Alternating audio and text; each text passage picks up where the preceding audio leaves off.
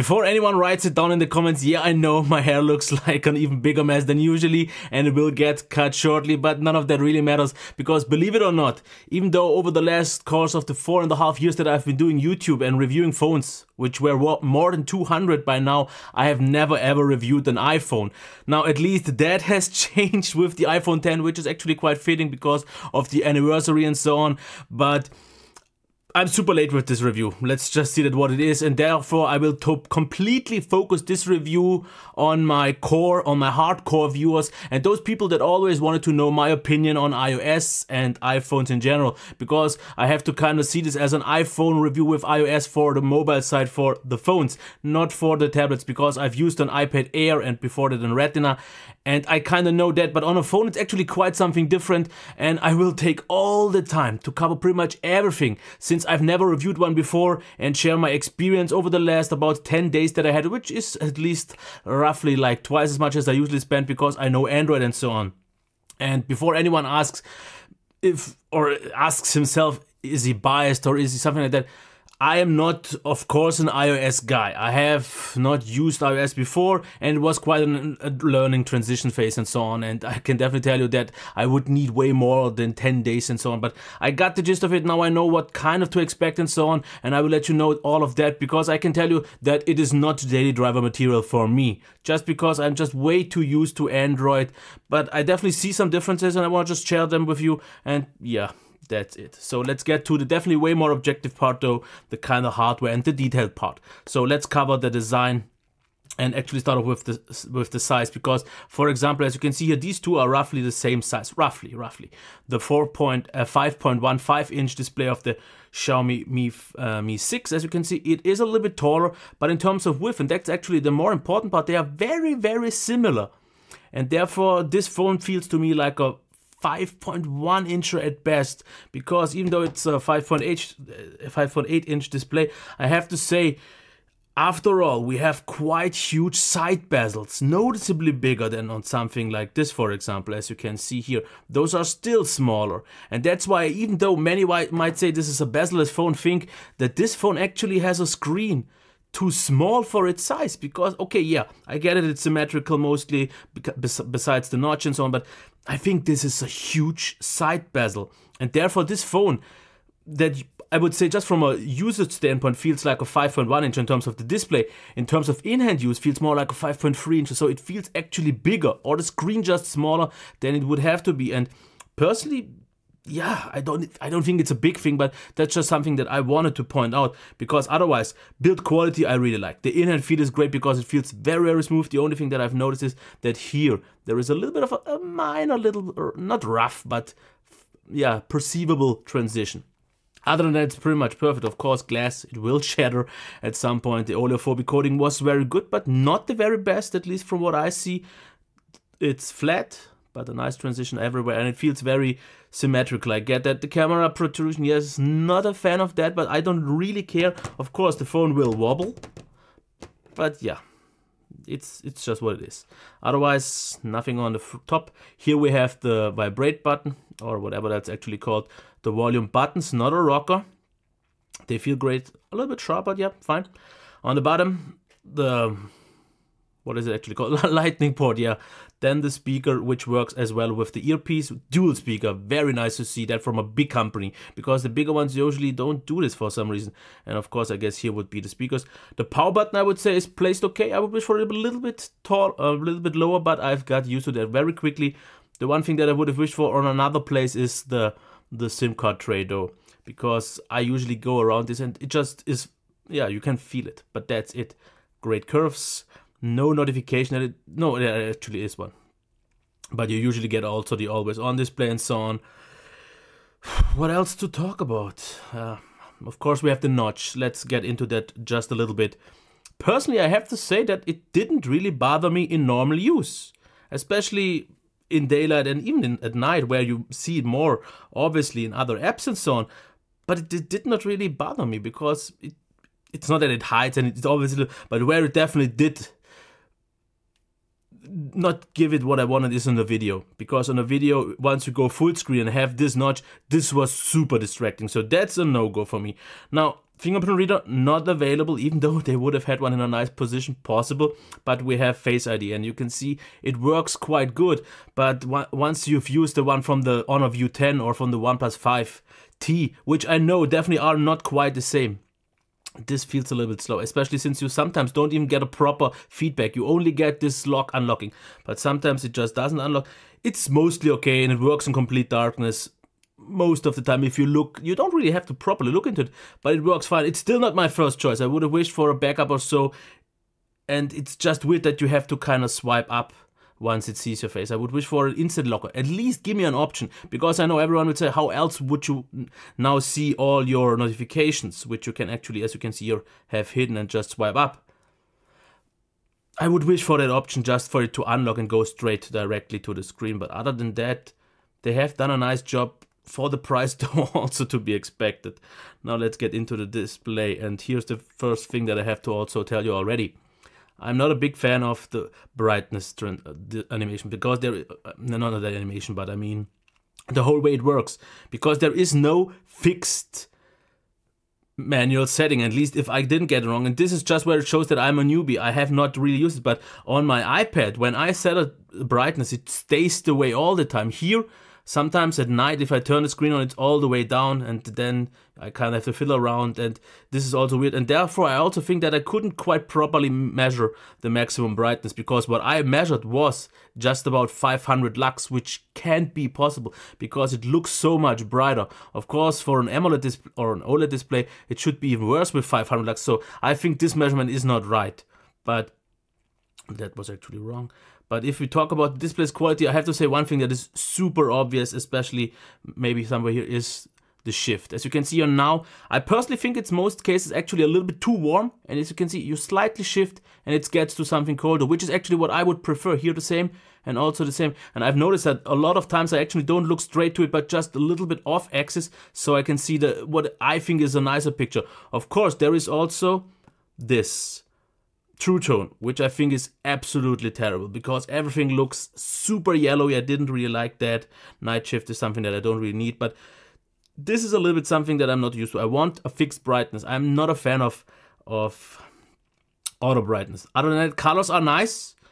The resolution is also fine, but for some reason I think that sometimes it's definitely not an impressive screen. It's definitely a very good display, but from €1,000 or dollar device upwards, I would wish for something that is mind-blowing, or at least super impressive, which was usually the case on their LCD displays. But this viewing angles are amazing, the brightness is absolutely fine, the sharpness is good, but also not anything we haven't seen on more than a dozen phones by now. Calibration is nice, as long as you don't use the True Tone.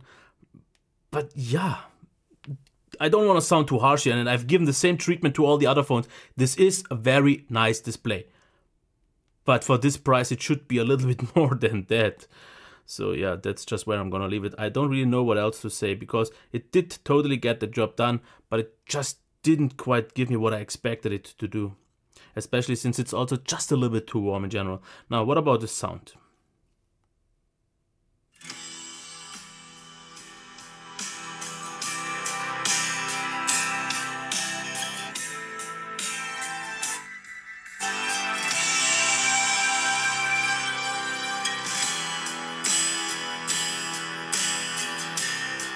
Okay, I gotta say, just because of the dual speaker, already a really nice one. And it's usually also quite loud. I just have to say that it's not the richest sound. It sometimes feels not thin, but almost too neutral, too analytical for a speaker. I want a little bit more depth to it, a little bit more bass, but it's totally fine. It's loud enough, it sounds very good. But what I also notice is, especially on many YouTube videos that maybe don't have the best quality, I noticed some little bit distortion on the maximum volumes, but it's absolutely fine. No real complaints, but it's also not the very best here either, but definitely here noticeably better than many other phones that just have a downfiring one. So just because of the dual speaker one, and a good one definitely as well, I'm totally happy. Headphone jack is, I would say, pretty much, of course we don't even have a headphone jack, you needed the dongle, which is a discussion that I wanted to actually do for a few days, but was just too tired for. It's good, it's okay. Now let's talk about the thing where I'm a little bit, yeah, the performance. The problem is, I think that the chip is super capable. because you see that, especially in some apps and the overall animations. But what it is not ever is kind of snappy or fast, just because of the way the whole thing works with those animations. And as nice as they look, there's always this kind of transitioning phase and so on. And multitasking, yeah, it feels fine, but it's not quite what it is on a 4 or 6 gigabyte device on Android. But as you can see here, for example, the Twitter app. And yes, this is mostly to blame actually on the optimization of the apps. As you can see, this does not run smooth. There is a lot of lag, especially if you try to get this done faster. You see a lot of lag. The browser, especially if you use Chrome, it's good, but once you actually get into Safari, it's even better, because this is a site that usually on every phone, just because the site is very badly optimized, runs very bad. And this runs pretty much better than on any other phone. So I'm happy with that. And definitely, I like the multitasking with this swipe. This is absolutely great. So browsing performance is actually great, but then, for example, apps, Instagram, runs sometimes very nice, not always, but as you can see, it works. But there is just a little bit too much lag going on in general. And like I said, many people have told me that iOS 11 isn't the best one. There's just so much going on. But I think it's actually mostly apps, because Safari shows how much of a great experience it can be. Also YouTube, for example, usually, as you can see here. As you can see, app loading times aren't anything particular, but it's smooth. It's a great experience because it's a very high, fluid experience. And I definitely like that. Not quite sure what apps I should show. So let's try, for example, Feed. As you can see, once an app has to actually load, it's not snappy. And with those transitions and the way you have to change, it does not ever feel really fast. I think like it feels just fast on Android what I can get done. If it's that consistent or that smooth is a different discussion. Games usually also run super fine because the chip is super powerful. And I think once they optimize it, I think they wanted to do this in iOS 12, they wanted to optimize it a little bit more. Then it will be that. But at the moment right now, it's not more than 4.5 stars in my opinion, especially due to many apps that I use not running all that well, especially also not optimized. But that's a little bit of a battery. Let's talk about that. Full charge with the normal charger, 3 hours and 5 minutes.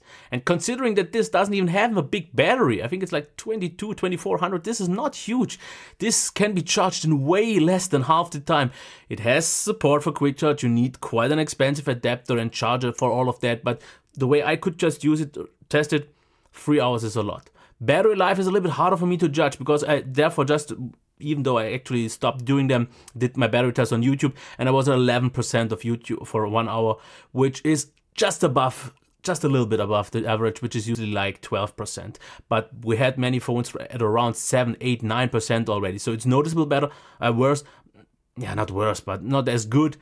But in normal use, I have to say, due to the really, that's just something iOS is known for. I see this on my iPad every time and again. It's the standby drain. And with that one, I could actually go through 2 days, because once I'm not in review mode, once I just use a phone normally, I could go through 2 days with this, because I'm not a heavy user unless I review phones. And in that case, I have a little bit of a harder time judging the battery life on its own, because Android just doesn't show me the screen on time the same way, so it's in usage, which is just not the same as an Android. And I would say maybe like 4.5, 5 hours on mobile data, I don't know, maybe 7 or maybe more, a little bit more. It's hard to judge on mobile day on Wi-Fi, but it got me through the day usually quite easy, absolutely no problem. Okay, maybe with 15-20% less than some other phones, the better ones, but it would easily get me through that. And like I said, it's a little bit actually annoying that I don't have the same stats, so I could properly give you numbers, but that's what it is. Now the next part, this will take up a little bit longer, because the software and especially the experience is what kinda makes the biggest difference to any Android phone that I've reviewed, and that's why I won't really compare it directly, because there are differences. Like for example, yes, you know that, and it's not really changeable, the app drawer less design, the home screen with the badges and so on. Now about notifications, this is a thing that I'm not quite so sure, because yes, as you can see, they get stacked up, which is weird, because especially once I am already into the app, they still kind of don't just fade away on its own. I have to kind of do this manually, which is just not the way I would like to have it. But otherwise, I got all my notifications. Of course, you quickly lose track of them. And I think there are definitely some optimizations methods that you could use to get by that. Now we have also the swipe here. that's okay. I actually like this approach with the notifications on one side and this on the other side, because it gives you the most access, the easiest access, but you could use this up for even more for some extra things. It feels like wasted space. Now, navigation. I have to tell you one thing. I miss the back button the most, because if I am, for example, in an app and I want to go back, yes, the home button. This animation is fine, and if you want to use it for multitasking, it is also fine, and I got used to this actually quite quickly. So quick, actually, that I've noticed that I've done this animation quite a lot of times on my own phones by now. And in multitasking, this works fine. This is something you can get used to, and that's why I don't see this to be the big issue that so many people want to make believe, especially since I love this. This is so handy if you want to just switch through one app to the other back and forth, and you can do this. As you can see, sometimes there is a little bit like some caching and then rerun going on, but it is fine. But the back button, if I am, for example, in Twitter and I want to write something, I have to go all the way up, which is weird on some apps. It should be down at the bottom, because usually you have to, and this is something that I've noticed, I had to kind of make so many movements with my hand to get from one side to the other. And for example, if I'm now here and I want to just go back, there is no back button or something. I have to go all the way up here to cancel this, because there is nothing on the bottom. It feels like they should have maybe placed something here, because you have this space, which is cool. Why not use this for something? You could, of course, not all apps are even optimized. One thing that is nice, my usual squeeze remote app, iPhone got just today the update. But for example, the one for my, if this would go away, from my Teufel isn't yet, so you can see a lot of blank space. And there are some other apps that aren't really properly optimized, and it sometimes still feels a little bit odd, but I'm usually okay with that and will get optimized, pretty sure. I'm sure of that, but the back button is something that I just miss so many times, because you have to stretch so much around with this phone. It's so much fiddling, and since this phone definitely is not the most grippy one and not the easiest one to hold on, this can be tricky. But then there are just things, the behavior.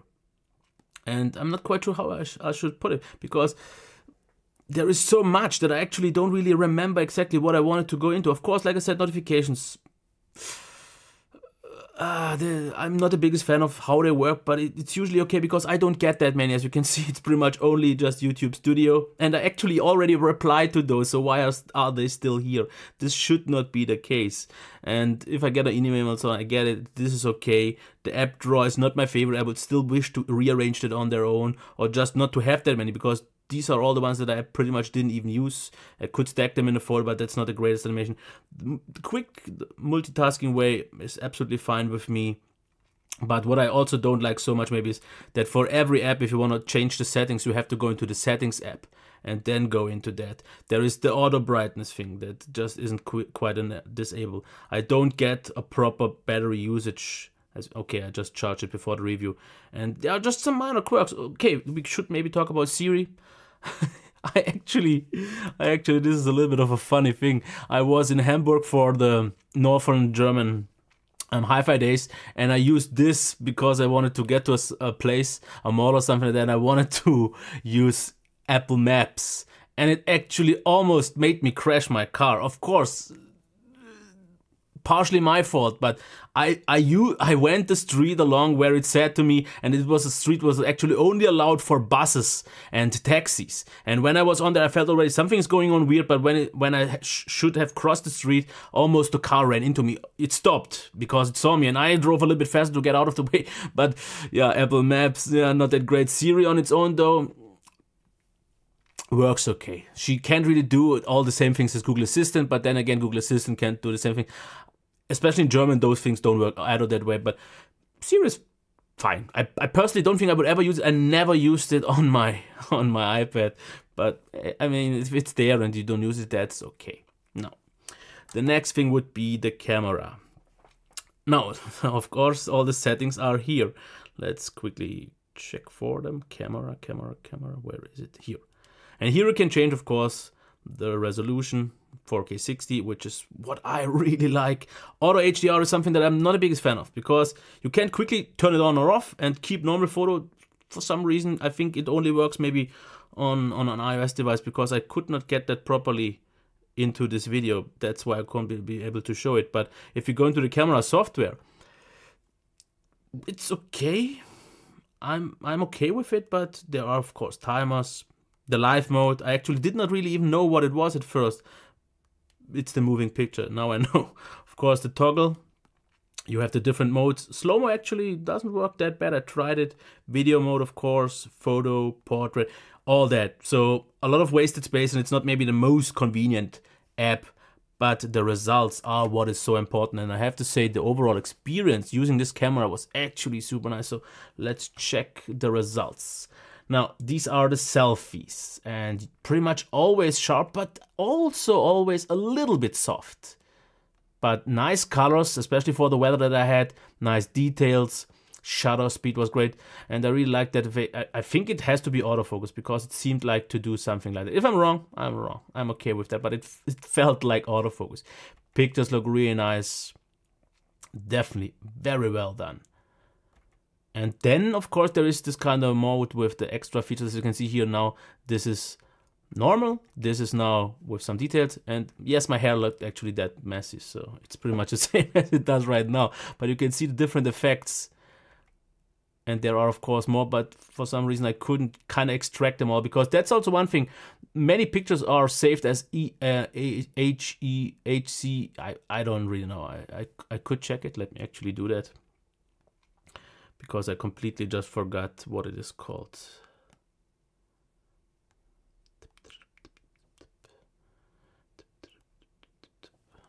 Or I could just check. Nah, let's just forget it. They are in a different format, and you can't really properly always get that. So now, without the flash, or with it's pretty much just the screen getting a little bit yellow, you can see it improves sometimes, but in this case, actually, it got worse, as you can see here. But okay. Selfies inside don't look all that is spectacular, but still good. Absolutely fine. I'm happy with that. Now, what about the low light pics? With the flash, look really good. Without, actually still good. So I'm happy with that. And I, for example, what I will show right now, used it on the Northern German hi-fi days. And as you can see indoors, and the lighting definitely wasn't the best, I got pretty much all pictures done nicely. All nice in focus, all done fine, all sharp with a lot of details. So I was fully pleased with it. And even indoors, yes, a little bit noise is there, but I'm totally fine with the low light pics. I've seen slightly better ones, but not by much. Now let's go outside, and yeah, obviously the weather still wasn't the best one. You've seen this maybe in the selfies.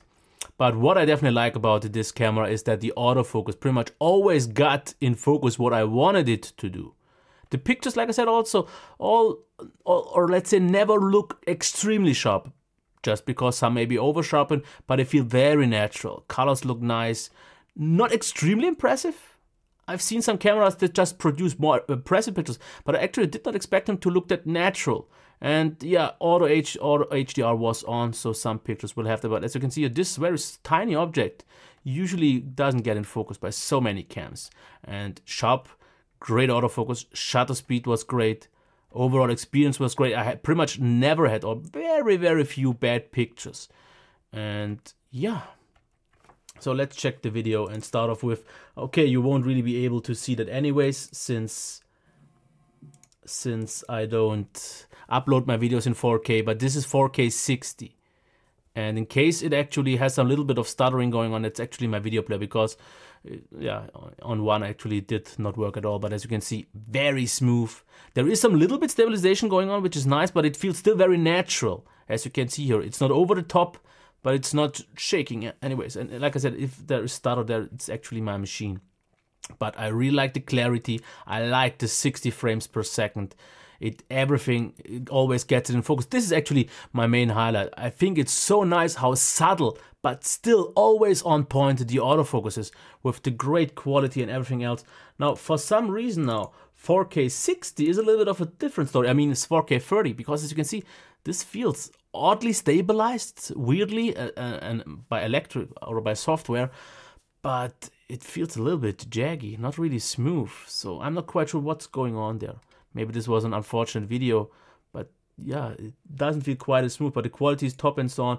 But I would definitely, personally, that's just from my standpoint, stick with the 60 frames, if it's 1080p or 4K, because I have to say, even 1080p 60, which has noticeably more stabilization going on, since it's on a software base, feels a little bit less natural, but therefore also less shaky. but great results. And I can't remember the last time I've seen 1080p look that sharp and clean. As you can see how nicely, almost gimbal-like, smooth it is. Absolutely nice. I really like the video. This is one of my favorite video cams. I just gotta say that. Now, video inside, like I said, it feels a little bit softer, also a little bit on the warmer side, but still totally satisfying. Also sharp. What I noticed though, that was actually a little bit annoying. The video, kind of to prevent maybe some stutteriness or something like that, gets very wobbly, so like a jello effect. That was a little bit weird. Also, already as you can see, low light works fine. But if we check that outside for once again, there is this little bit weird jello effect going on. Because otherwise the quality is fine, but it's not on the level of the front-facing cam, or on the main cam. But as you can see, there is some little bit wobbling things going on. So, I'd say let's get to the rating, but I actually this time want to take the time, even though it's already 26 minutes, to explain why it got ratings in which categories the way they did it. Okay, build quality, 5 stars, not the highest rating, there is still 5 gold stars, just because the little bit sharpness here and the little bit bulkiness, it still feels a little bit bulky for what it is, which also has to do with the design, which only got 4.5 stars. I think it's just a little bit too wide in terms of bezels, and overall there is no fingerprint reader, which is not part of the design, but there is no design place for the fingerprint reader, which is kind of also part of the design. I also am not a fan of volume buttons on the left side. Of course, that's personal thing. The power button was nice, everything else feels great, but it feels almost heavy and bulky, which, okay, I usually always say I like premium heft, but since I just recently injured my right arm, every phone feels a little bit heavy, so I have a lot of pain in my right arm, and holding a phone, even though it's just a little bit heavier, is noticeable. Okay, like I said, fingerprint reader is not there, and face unlock isn't quite the same anyways. Display, why only 4.5 stars? First of all, it's not crazy high res, so therefore already no 5 stars. 5 gold stars especially. And the viewing angles, they did turn me off. If they would have made some more stable viewing angles and maybe calibrated it a little bit colder, give me an option, then it would have been maybe closer to 5.5 stars, but at best 5 stars, just because I want something even better, especially for this price range. Speaker, 4.5 stars. Why not more? 4.5 is absolutely what it deserves for the dual speaker arrangement, which sounds good. For a higher rating, it should be even louder and sounds even a little bit richer. And this is not talking about music. I don't ever listen to music on a speaker, but it's just about the YouTube videos and so on, which I usually do a lot. Headphone jack, I said, it's normal, it's good, and that's why 4 stars are okay. 4.5 stars, like I said, mostly because of the optimization, because games run great. The chip is powerful, and the usual system performance is super smooth, but it's, first of all, not snappy, due to the whole lot of animations. And of course, I know of the option that you can make the animation, or the let's say movements, a little bit less go away, but then you have a fade in animation, and it just doesn't really make the system any snappier, which you can do, for example, on Android if you totally dismiss them. But that, and the fact that many apps just aren't optimized yet, still stutter a little bit, is just why 4.5.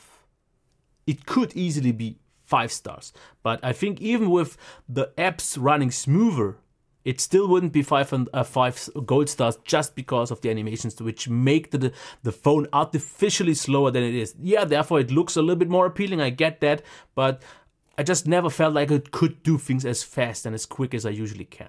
Battery, 4 stars, like I said, hard to judge, that's why there is a question mark. Totally fine with me. Software, 3 stars, of course. This is now the big controversial thing. It's a nice software. It's not fully optimized yet, but there are few things that I'm just not quite used to, I get. And I think over time I would get a little bit more used to, but I would personally just never get what I get on Android from it. And that's a very subjective thing, because it's stable usually, it works out fine. And if you are someone who's already using Apple devices for a longer period of time, even though I had that on the iPad as well, it felt a little bit weird and uncommon to do some things, especially things like the keyboard. I think it's so weird that you don't have a direct access to a comma. I use commas all the time, but you have to kind of use even different kind of keyboards, and some things work out weird. Front facing cam, super nice, absolutely. A little bit sharper maybe, and some things a little bit maybe better, would have given it the gold stars. Video cam, like I said, a little bit too jelly-like, and not always, a little bit more on the softer side. Low light cam, absolutely nice. Main cam, 5 stars, just because of the great autofocus, shutter speed, auto HDR and all that works out great. But I would wish for a little bit more flexibility also in the app, and just things like these prevent something higher. But for the video, just because of 4K 60 and how well it works, how natural, how smooth, how amazing the autofocus works, and how generally pleasing and always good the video looks, 5 gold stars. One of my favorite video cams. Value 2.5 stars. I think it's quite obvious why. It's just crazy expensive. And this leads me actually to my conclusion.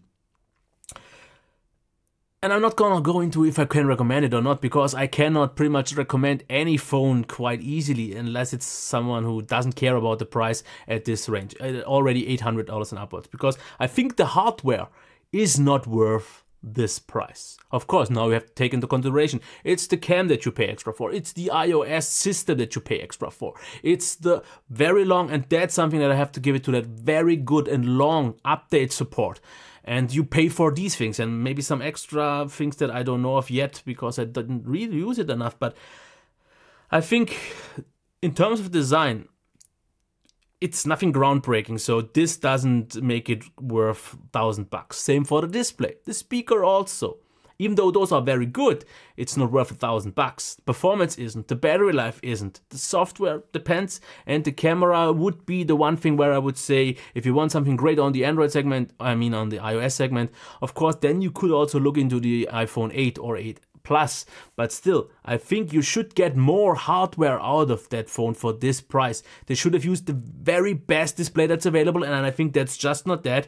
The speaker is okay, there are better ones, but it's fine. The performance should be optimized, especially on a phone at this price range. Of course, a lot of apps aren't optimized, which is the culprit for that, but the system also doesn't feel always perfectly smooth. And yeah, so lovely phone. And for all the people who like Android, sorry for mixing that up, I'm just so used to Android phones, who like iOS, should be fine with this. If you don't care about the price, and yeah, I know so many people have talked about it, the price that you, or the fact that you should just get an iPhone 8 if you want the features like that. And I kind of agree, but this has something special to it with the design and the gestures and all those things. Personally, it's not daily driver material for me. For that, there are just too many things that I don't like so much. And it's not just the design, definitely not that, even though it feels very white and it's actually hard to use, which is a part of the system, because with all those hand gestures that I had to do with it. The display would have been good enough, but the auto brightness, I complained about that on all the Huawei devices recently, so I have to give it to that as well as a complaint. The speaker would have been good enough as a daily driver. The performance, not quite what I want, definitely. Battery life would have been good enough, and the camera for sure. And the software is just something that I would have to get used to, but these all, as you have seen in this very long review, are just compromises that I don't want to get into in a price like that. I'm definitely not going to tell anyone not to buy it. And I'm definitely not gonna tell anyone to buy it, because I'm definitely not very neutral, because I'm not an iPhone or an iOS fanboy. Even though I love it on my iPad, I'm okay with it, but it's definitely not the one thing that leads me going into the iOS ecosystem. I definitely don't see myself. I just don't personally get from what I want from a phone. And that's why I'm a little bit, not biased, but just a little bit more used to Android. It gives me what it needs to do. If there are, that's the thing, iOS users, and this is now just towards speaking to focus towards my viewers. People from an iOS system usually, and I know all the people that have one, want an easy working way that they don't have to think about, that just gets the things done. And yes, of course, many things aren't actually that convenient. You're just used to them so many years over the past of using it that inconvenient things feel just familiar, and I get that. And this is something that you still get, of course. Some gestures and so on are different, but I think everyone who complained about these gestures is a little bit weird, because I, who've never used them, got so quickly used to them. And maybe actually the transition phase for someone who used an iPhone before with the home button is bigger. But after all, the button doesn't change the whole overall experience, so I kind of doubt that. So I'm okay with the gestures and the overall design. But That depends. So I definitely see why people like it. I don't see why people love it. But I see the same thing about the Samsung Galaxy Note or whatever else. There is no perfect phone for everyone. This is definitely not the one for me, but it could be just very well be the perfect phone for someone else. And he might think the one that is pretty much the best for me is complete utter garbage. I actually had this discussion just recently about this phone, which I still think is great, but someone told me I was almost paid off and I was a shill because I gave it so much praise and didn't really call out the bad things. But these things that he called out, I didn't see as issues. So this was my very long review. I hope I answered all the questions for the people who had those questions. And in case you're asking why I never reviewed one before, it was just the thing that I didn't know I had access, because I had access already to Apple devices for 1.5 years. I just didn't know that they had to be refurbished. So once they have a return unit from Cyberport, I can get that. So I completely didn't know. But it's actually fine, because now with 10 years, yeah, and in the future you will see a few more Apple reviews. I still want to review the 10.5 iPad Air 2, the Pro, since I never got to that and I saw it so many times and it looks so great, and maybe a MacBook and so on, but that's neither here nor there.